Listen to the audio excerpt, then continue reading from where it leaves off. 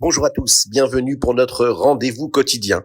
Le chitat du jour aujourd'hui, nous sommes le Yom Hamishi, jeudi de la parashat Vayeshev, Chaf Aleph 21 Kislev 5786.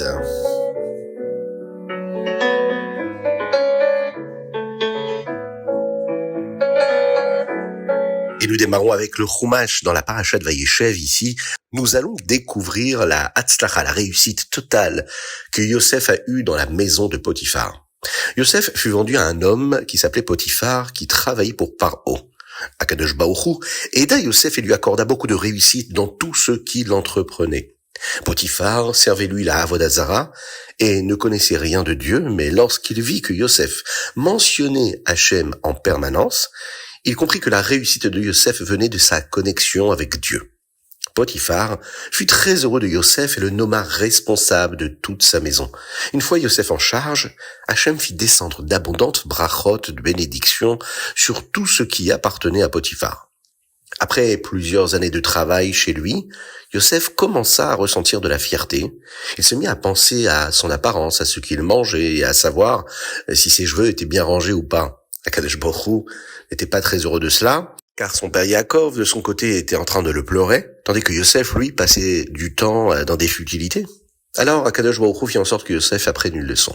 Lorsque l'on fait beaucoup d'efforts pour montrer sa beauté aux autres, on peut attirer aussi l'attention de personnes que l'on ne veut pas voir poser les yeux sur soi. Et malheureusement, c'est ce qui va mettre Yosef dans cet engrenage-là, qui va lui permettre de vivre en réalité une épreuve très difficile, mais qu'il va, Be'ezrat Hashem, nous allons le voir dans notre roumage de demain, surmonter haut la main, et qui va être une leçon pour chacun d'entre nous, à savoir que peut-être que notre corps peut être attiré par ce qui se passe autour de nous, mais notre esprit, notre neshama, notre âme connectée à Dieu peut nous permettre de nous extriper, de nous sortir de toutes les situations, puisque nous sommes toujours attaché à Kadosh Baruch Hu, à l'infini, puis Saint béni soit-il, celui qui nous protège et celui qui nous élève, celui qui nous sanctifie et nous purifie.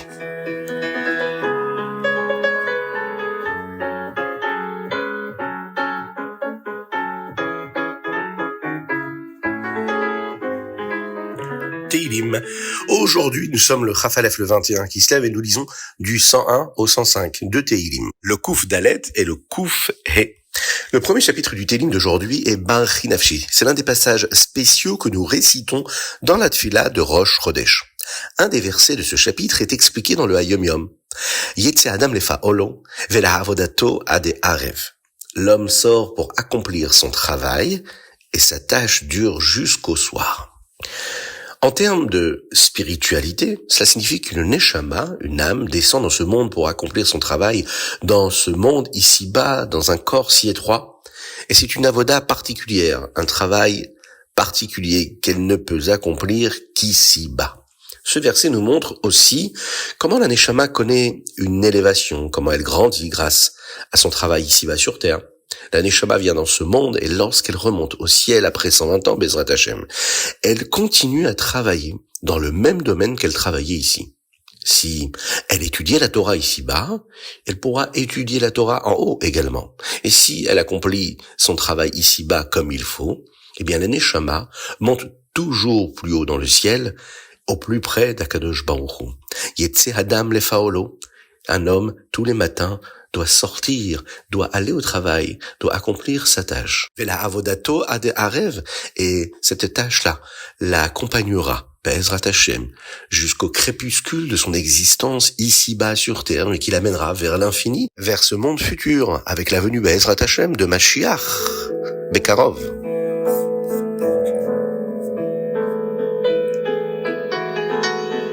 Tania. Aujourd'hui, nous sommes dans les Likutei Amarim, toujours dans la deuxième partie de l'introduction qu'on appelle la Akdamat Amelaket. Les chassidim se demandaient comment un sefer si petit, un livre si petit, peut-il remplacer les conseils personnels que les chassidim recevaient lors de la Yehudiout, lors de cette entrevue privée avec le rabbi? Lorsque l'Admor HaZaken, le rabbi Shlomo Zalman, l'auteur du Tanya, devint rabbi au début, il avait le temps de recevoir chaque chassid individuellement et de l'aider dans sa avodat Hashem, dans son service de Dieu, dans les conseils personnels qu'il lui donnait. Mais à mesure que davantage de chassidim arrivaient, il n'était plus possible de consacrer suffisamment de temps à chacun. Le Admour Hazaken remarqua aussi que les chassidim oubliaient parfois ce qu'on leur avait dit en yichidut, et il fallait alors le répéter. C'est pourquoi le Rabbi Shlomo Zalman rassembla tous ces conseils-là qu'il donnait en yichidut et écrivit le Tanya. Ce sefer-là contient tous les conseils nécessaires. Et si les chassidim suivent ce qu'il enseigne avec bitachon b'Hashem, avec confiance en Dieu, avec foi véritable, il les aidera à trouver une réponse à tout ce qui les préoccupe dans leur avodat Hashem. Comme les chassidim qui étudient le Tanya ont déjà été en yichidut et qu'ils ressentent déjà un lien profond avec le Admor Hazaken, ces conseils-là de ce livre peuvent véritablement les guider.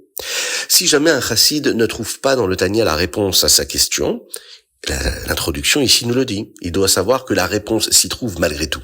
Il doit aller voir les grands de sa génération, de sa ville, de son village, les chassidim les plus avancés, les plus anciens, qui eux l'aideront à comprendre et comment le Admor Hazaken répond à sa question.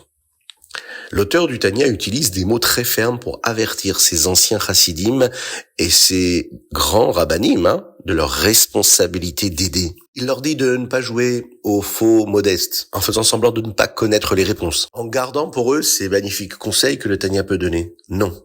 Il leur dit de ne pas le faire, de ne pas être humble. Car celui qui peut aider son prochain et ne le fait pas, la Torah le met en garde contre une punition terrible. Que Dieu nous en préserve. Mais celui qui partage ce qu'il sait reçoit une promesse de Dieu. Les deux deviendront plus intelligents. Celui qui enseigne et celui qui apprend.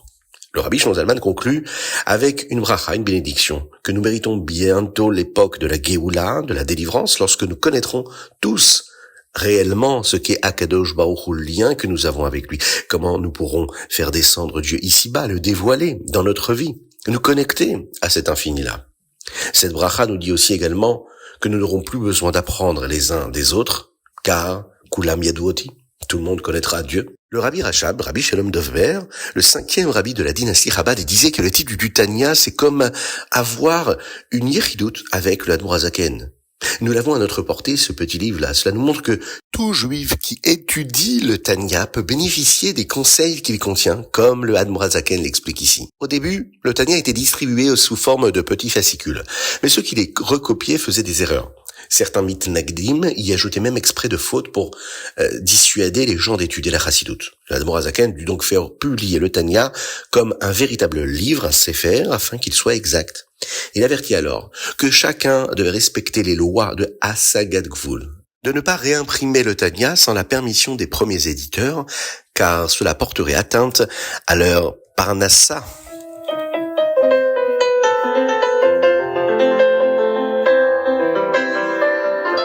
Ayom Yom, aujourd'hui 21 Kislev, Rafalev Kislev, Ayom Yom d'aujourd'hui, provient d'un Farbrengen très spécial du Rabbi Rayatz, le Rabbi Yosef Yitzhak. C'était un Farbrengen, le Yud-Tet Kislev de l'année Tavresh Peitet. Et il faisait aussi partie des Sheva Brachot du Rabbi de Lubavitch et de la Rebbetzen, puisque nous l'avons dit, le Rabbi s'est marié à la rabbinite Chaya Mushka le 14 Kislev, Yudalet Kislev. Le Rabbi Rayatz déclara que son père, le Rabbi Rachab, déjà au Gan Eden, voulait qu'il transmette ce message aux Chassidim. Et il précisa. Il ne le répéterait pas plus tard. Il fallait l'écouter maintenant et en faire partie de soi. Chaque juif doit apprendre des Mishnayot par cœur autant qu'il le peut. Quand vous marchez dehors, vous devez réviser les Mishnayot que vous connaissez, et c'est ainsi que nous irons accueillir le Mashiach. Une autre recommandation qui nous est donnée aujourd'hui dans la Yom Yom, les Chassidim doivent étudier la Chassidut au moins 3 fois par semaine, le lundi, le jeudi et le jour du Shabbat Kodesh, qui est un jour tellement kadosh et tellement propice à l'étude de la Chassidut. Un tamim, c'est-à-dire un bachor yeshiva, un jeune homme qui est pas encore marié, qui a étudié dans la yeshiva Toam Pret Mimim, de surcroît doit apprendre la Chassidut 1 heure quotidiennement, c'est-à-dire 1 heure d'étude profonde dans le texte, 1 heure qui lui permet de se connecter à l'infini, ce que nous devons chacun faire, Be'ezrat Hashem, afin de nous élever et de nous connecter à l'infini du Saint béni soit-il, au En Sof.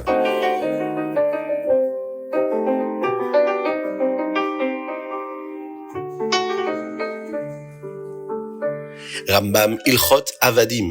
Dans le Rambam d'aujourd'hui, nous apprenons davantage de lois qui concernent les esclaves, qu'ils soient juifs ou non juifs. Dans le Pérek Dalet, nous étudions toutes les mitzvot qui concernent une Ama Ivria, une jeune fille juive vendue comme servante lorsqu'elle était petite. Elle doit être traitée avec un soin particulier, comme une jeune fille qui le mérite, même si elle est servante. Dans Perek E, nous apprenons la mitzvah qui concerne le Eved Kenaani, un esclave non juif, et le fait qu'il ne peut obtenir sa liberté que si son maître lui cause un certain type de blessure. Le Rambam décrit en détail ce qui doit se produire pour qu'il soit libéré. Enfin, dans le Perek Vav, 6e chapitre, nous commençons les lois qui concernent le document utilisé pour libérer un esclave. Et le Rambam explique qu'il ressemble à ce document qui est donné entre un homme et une femme, le get, dans un cas de divorce. Que Dieu nous en préserve et qui fasse en sorte qu'il y ait la paix et la sérénité dans tous les couples du Ham Israël, Bezrat Hashem.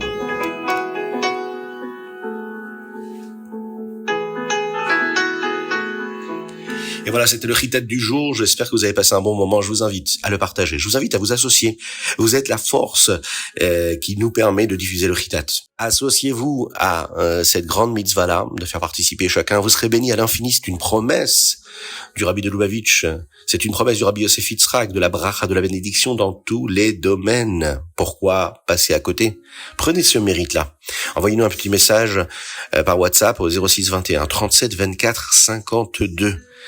Envoyez-nous un message avec une petite dédicace si vous le souhaitez pour célébrer un anniversaire, pour un Leilou Nishmat, ou tout simplement pour le mérite de vos enfants, pour le mérite de la famille, pour le mérite du Klal Israël. À très bientôt. On peut d'ores et déjà se souhaiter Shabbat Shalom ou Mvorach. On peut d'ores et déjà également prier très fort pour tous les malades du Ham Israël. Et de là où on est, on va chacun lire un Teilim en pensant très fort à quelqu'un en particulier, même si on ne le connaît pas. Envoyez-nous par message le Teilim que vous allez lire aujourd'hui. Grâce à cela, c'est sûr qu'avec votre filote de chacune d'entre nous, on pourra faire venir Mashiach grâce à cette Ahavat Israël. Par WhatsApp au 06 21 37 24 52. Envoyez-nous ce petit message et que Dieu vous bénisse dans tous les domaines matériels et spirituels. De là où vous êtes, vous écoutez ce message, dites Amen, afin que toutes les bénédictions aillent sur chacun et chacune du Ham Israël. Que vous soyez à la maison, que vous soyez au travail, dans une salle de classe, dans le métro, dans la voiture, dans l'avion, avant de décoller ou déjà après le vol. Que Dieu vous bénisse dans tous les domaines. Dites Amen ve Amen et que tous les malades du Ham Israël puissent guérir, et en particulier Avraham Nissim Ben Sultana, ainsi que David Ben Sultana. Que l'on se retrouve très bientôt avec la venue de Mashiach, le Beth Amikdash reconstruit. On pourra chanter et danser avec tous nos proches.